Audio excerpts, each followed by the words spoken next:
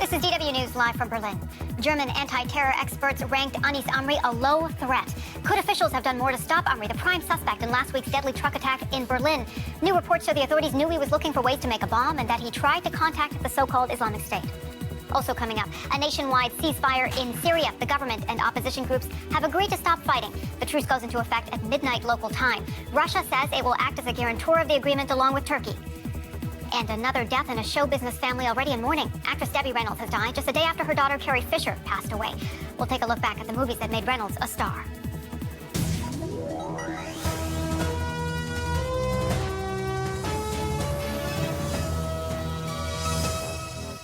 I'm Sumi Somaskanda. Thank you for joining us.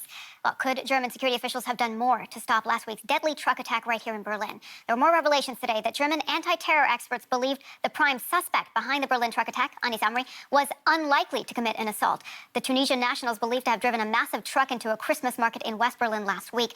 12 people died and scores were injured. Amri was later shot in Milan after escaping Germany following the incident. And German media are also reporting that counterterrorism officials knew Amri was tightly linked to a radical Islamist network in the country and that he was researching how to make bombs. German Chancellor Angela Merkel has ordered a sweeping review of security after the attack. And we have our political correspondent here with us in studio, Simon Young, who's tracking this story for us. And we are also awaiting a statement from the General Prosecutor's Office in Karlsruhe and an update on the latest in the investigation. We'll be going live to that. Those are the pictures that you see there in the bottom of your screen as soon as that press conference there begins. While we're waiting for that, though, Simon, you've been following this story. What is the latest in the investigation that you can tell us? Well, as you mentioned, a number of details have emerged about Anis Amri, the man alleged to have carried out this attack. But people are pretty clear that he was a dangerous person, as you've said. You know, the authorities, counterterrorism experts were monitoring his movements, and it seems to be clear now that he had quite a lot of contacts in the radical Islamist scene. He was recognised by police in Dortmund, for instance, in the western city of Dortmund, as a sympathiser of Islamic State. And the assessment from the authorities was that an attack from him was possible. They said it wasn't likely, but it was possible. And, of course, that promotes that key question, why didn't they continue to monitor him? All right, Simon, let's listen into this press conference now.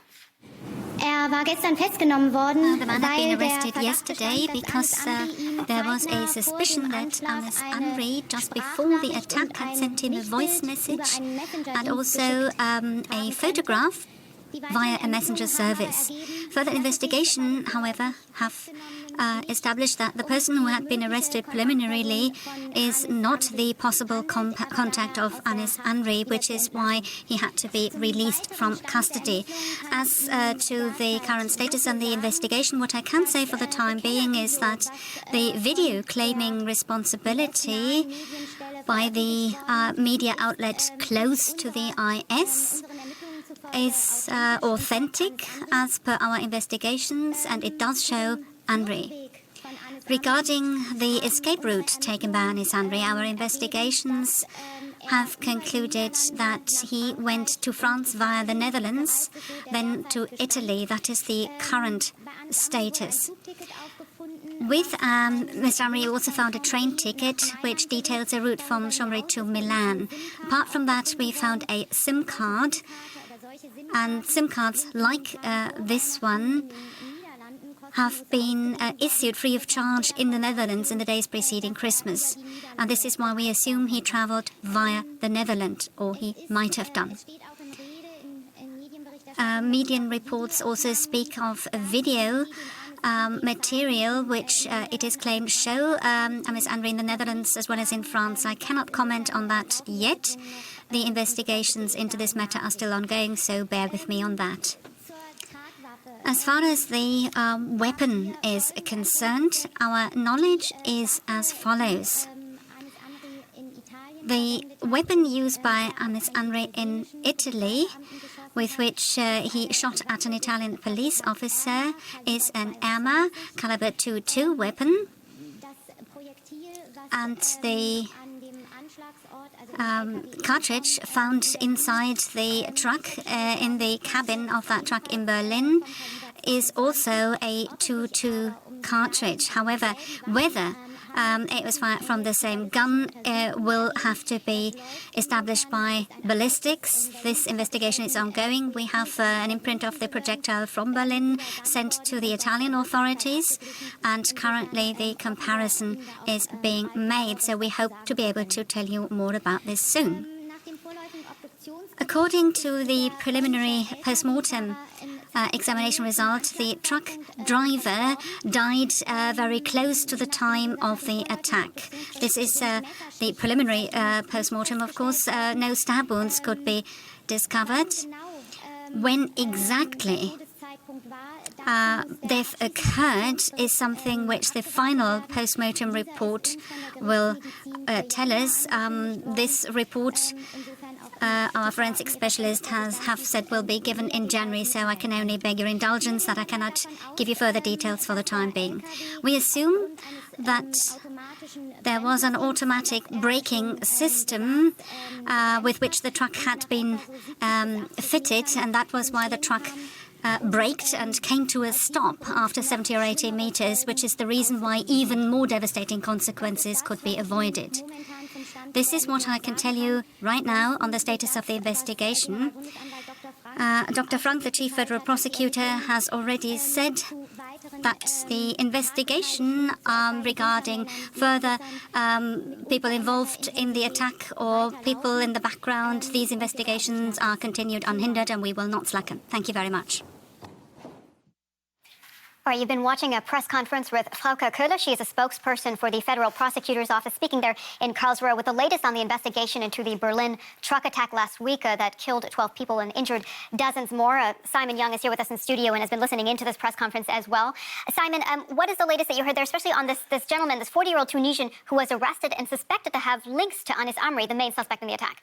Yeah, we missed the first couple of words there from the press conference, but from what I understood that she was saying was that man who was picked up yesterday has now been released, and that they've established that he was not a contact of Amri's, not a significant person anyway for the investigation. I mean, presumably they got onto him in the first place because it was said his phone number was found in the on the mobile phone that was recovered from the truck used in the attack. So he's been released, so that's a setback for the investigation. Other than that, she says that the investigation continues to look at all these other aspects. The video claiming responsibility that was put out by an Islamic State media outlet last week, they've described it as authentic. They didn't explain further what that means, but presumably they believe that there is a concrete link between Anis Amri and the Islamic State and this attack, and also confirming other details that we'd already heard about the route taken by the attacker after he'd committed the attack, that he went first to the Netherlands and then to France and to Italy,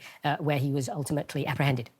She also touched on a question that had been asked in the media about the Polish truck driver and the truck's braking system, and if that possibly hindered Anis Amri from causing more damage than he did. Yeah, this is a very interesting detail that came out yesterday. This was, I believe, a Swedish-made truck that had a modern, advanced automatic braking system installed, which meant that when sensors detected that the truck had collided with a solid object, it came to rest automatically, independently of what the person at the controls was doing. And the spokeswoman there saying that this avoided even more devastating consequences. Of course, that's a speculation, certainly, but it's clear that if the thing stopped before it would have done, then that was a helpful development. So that I think is an important detail. Also telling us, confirming, in fact, what we already knew about the Polish truck driver, right, who'd been essentially kidnapped by Anis Amri.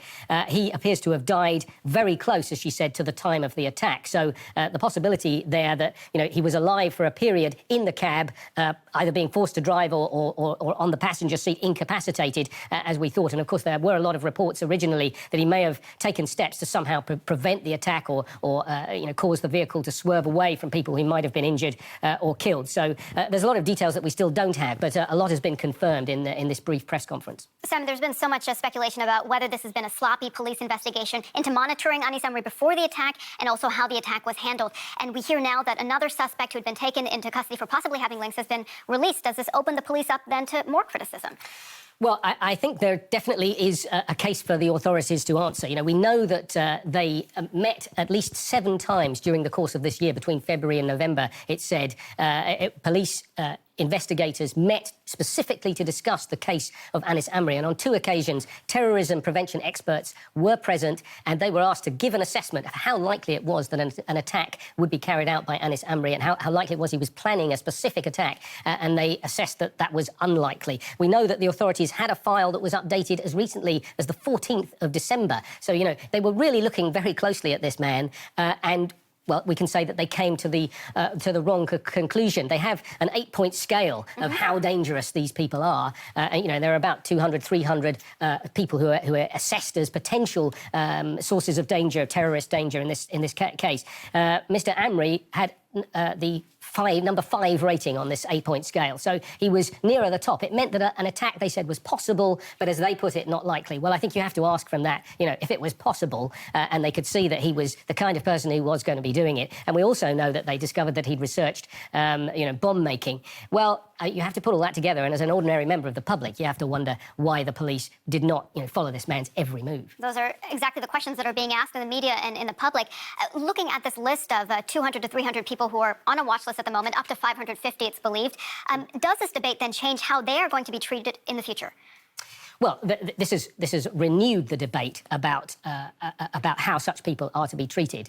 A lot of people, you know, are pointing out there's a link here between this concern about public security and jihadist extremism and so on, and the refugee question, the fact that we have a lot of people in Germany at the moment whose status for remaining here is not clear, their citizenship in many cases is not being clarified, where they're going to stay and what their allegiances might be is not clarified. So there are a lot of politicians calling for more to be done to identify people in that group specifically who may present a threat to the public order, and in some cases for existing laws to be tightened, for those people possibly to be held in detention for longer periods, and for the police to have more powers to deal with those people. There's also a much wider debate about, you know, surveillance by video cameras in public places and other police powers. So, you know, this certainly has, of course, this attack has stirred up, renewed the debate. And you have, you know, looking more widely at the refugee question, you have, for instance, the Bavarian Conservative Party, the CSU, the right wing, essentially, of Angela Merkel's party, saying, you know, they're not going to join her next government if she gets the opportunity to form one after the election in September. Unless she commits to, you know, an absolute cap on the number of people arriving. So, you know, there's definitely a link between the idea of jihadist extremism and terrorism in Germany and these wider debates about people coming into the country. All right, our political correspondent Simon Young with the latest on the investigation and the ensuing debate. Thanks so much, Simon. Well, as the investigation continues, the German capital is meanwhile trying to get back to everyday life. There is, though, a lingering sadness and sense of uncertainty. Just how safe is the capital? That is a question for many, with the setup for Germany's biggest New Year's Eve party now underway at the Brandenburg Gate. Our reporter Christina Küffner has been out testing the mood. A busy day at Berlin's main train station. Just before New Year's Eve, visitors from all over the world are crowding into the city. I'm curious to find out what's on their minds as they arrive here shortly after the terrorist attack in the German capital. I saw the police, so I feel a bit safe, but I'm just looking around. I feel a bit uneasy and uncertain. I'm more vigilant. We feel fine, but we would also try to avoid a lot of crowded places as well. We try to avoid those places, just in case something might happen. Others are more relaxed. The Brandenburg Gate is attracting just as many people as always. Some plan to spend New Year's Eve here. No one I speak to is concerned about the possibility that something bad might happen. Security measures were certainly tightened here in Berlin after the attack. I'm not scared at all. Remain confident and optimistic. Keep on living.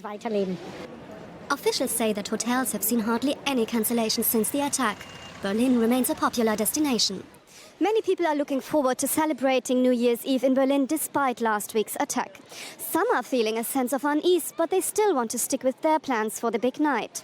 The consensus is that fear should not dominate everyday life, otherwise terrorism will have won.